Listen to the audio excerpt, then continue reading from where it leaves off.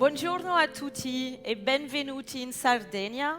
Sono lieta di essere qui con voi oggi per inaugurare questa nuova edizione dell'incontro. Now, my Italian stops here, so we will have to move to either French or English, and I think today it's going to be in English. So I feel very privileged and very excited to be here at the 39th edition of L'Incontro. This is the most exciting event in the FMCG space across Europe, and it is a very unique opportunity to bring together a community of retailers, manufacturers, innovators, thought leaders, and economists to really address and discuss some of the important trends that will shape the future of our industry. So this year, we are also going to go beyond the FMCG sector, but also include the tech and durable industry to truly provide a 360 view of the consumers and really understand all these retailers' trends. So it is a great honor to have a long list of distinguished guest speakers over the next 3 days that will share their knowledge and expertise with all of us. So in the next few slides, and to set some context, I will share some of the global consumer trends that we are seeing, the evolution of consumers' behavior, and some of the disruptions that will shape the future of our industry. So, 2023 was a year characterized by international instability. Of course, the Russian and Ukraine war, and later in the year, the conflicts in Israel. But it's also been dominated by high inflation levels and pressure that we've never seen before. Against this backdrop, disruption challenged many consumers to rethink and reprioritize their purchasing behavior, doing more with less. The FMCG sector globally expanded by $254 billion, largely inflationary-driven growth, which impacted volumes. We saw, however, an average decline of 8% on units purchased per shopping trips across Western Europe.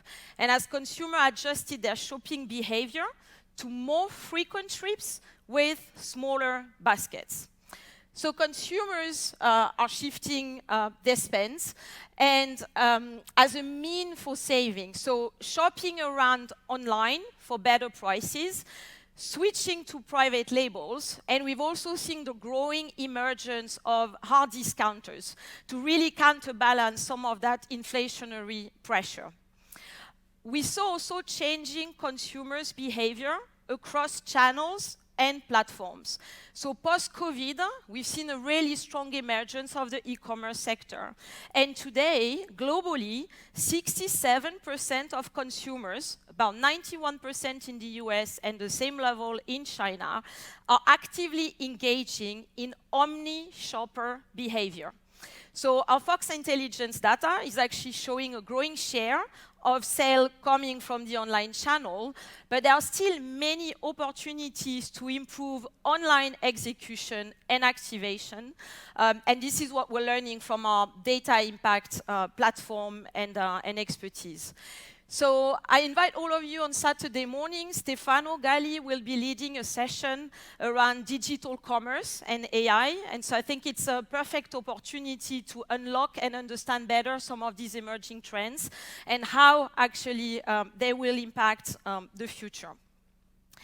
So there is actually a quickened pace of change in the industry. Obviously, we're all talking and know about, AI. The AI journey started 20 or 30 years ago, but it's now really coming at the forefront, and consumers are starting to experience also what the AI technology is enabling. And so, we know from our data that actually 40% of consumers globally would accept a product recommendation coming from an AI assistant. So the proliferation of technology has reached new levels.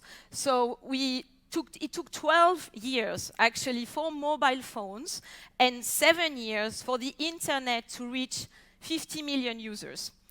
It took ChatGPT 2 months and Threads only 5 days to reach double that. So the pace and the acceleration is here.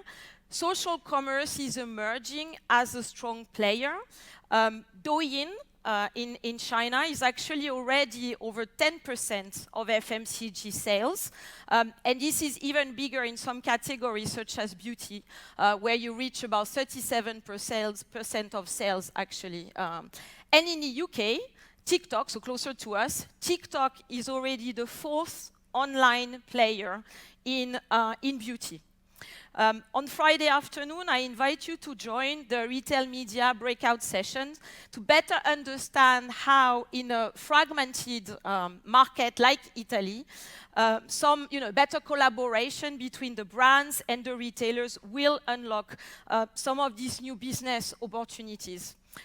We estimate that there is actually $3.6 billion of groceries that are up for grab every year, with nearly a quarter of consumers shopping across channels and brands as competition is intensifying. So the omni-shopper is here to stay, and we see that in Asia, for example, which is one of the most advanced region in terms of the online adoption, it's 25% of total value sales that is coming from e-commerce already. And we expect this trend to continue and accelerate. And it has, triggered, especially post-COVID again, purchasing behaviors have changed, and convenience really has become a new mantra for many consumers. And we see that in, across Europe, the, evolution of the on-the-go versus bring it to me is now really materializing. And you see new players emerging. Picnic, who has quite a strong presence already in the Netherlands, in Germany, and in France, is a good example of the new home delivery player that combines speed, low prices, and flexibility. And they are, increasingly their presence, they're increasingly improving their presence across Western Europe markets. The next challenge is really the health and wellness, where we see a strong evolution and consumers in high demand, actually, and prioritizing their health, especially, again, after some of the COVID impact. And 1 in every 2 boomers are actually taking proactive measures, right, to look after their health, and they are really changing their habits and consumer purchasing habits too. So we know that 55% of consumers in this age group will change retailers if there is not enough healthy or sustainable options available. Hence the importance of having the right category management strategy. So if we look ahead, who is shopping, what they buy, and they will buy it from, it will look very different as we head into 2030. We are entering a stage of recovery, so this is a great news. I shared earlier that the volumes have been declining, right, for the last 2 years.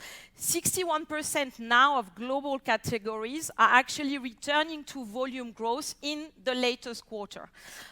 Obviously, there are regional differences, but overall, this is a major shift. Population growth forecasts tell us also that consumption will shift towards the APAC region, becoming increasingly important to our business. So 55% of global population will be in APAC by 2030, and they represent 34% of total spend. Another element that we need to take into account, which is much closer to us in West Europe, is the population is aging, and old is gold. So this is, again, very important for our region. Gen Z, so the below 25, will account for 30% of the global workforce, but only represent 19% of global spend. In 2030, however, the most valuable spender per capita are the boomers, who will be just a bit less than 10% of the population, but represent 17% of total spend. So the convergence actually of these 4 areas is creating new opportunities with, for example, the rapid growth of aged care consumer products. So this is not only about, the aged consumers of today, but it will impact the generations to follow as we live longer than ever before. So helping consumers age with dignity at home will be a key priorities. And new product segments are emerging that AI and technology is also enabling. So being able to have at home, in-home sensors, right, to track your vitals, or having of people with hearing disabilities being enabled again by AI and technology. I think we believe this, space is going to continue to increase in the several years to come. So Friday morning will be dedicated to the challenges and changes that demography and sustainability will bring. And so I'm very excited and looking forward to some of these discussions. So as we bring this introduction to closure, how we arrived in 2030 will be determined by the decisions that we are making today. Nielsen IQ has been collaborated with economics at the World Data Lab in a generational study, which brings to life the forecasted future of general spend. So, we'll be very happy to share and discuss with you some of these elements. But it is expected that between now and 2030, spend will grow by over 10 trillion globally and 2 trillion actually sitting in Europe and across many of our industries. So our next guest speakers, we are very privileged to have Michael Spence with us, and Tito Boeri will be a lot more articulate and knowledgeable than me about some of these economic prospects in a fractured world. But it is a real privilege to be able to listen to their insights and to their recommendations. So I wish you all a fantastic Link Control. This is a fantastic way to partner, to collaborate, and learn from each other over the next 3 days. And collaboration and networking is really the fil rouge of these events. So thank you very much, and I hope you have a fantastic event. Thank you.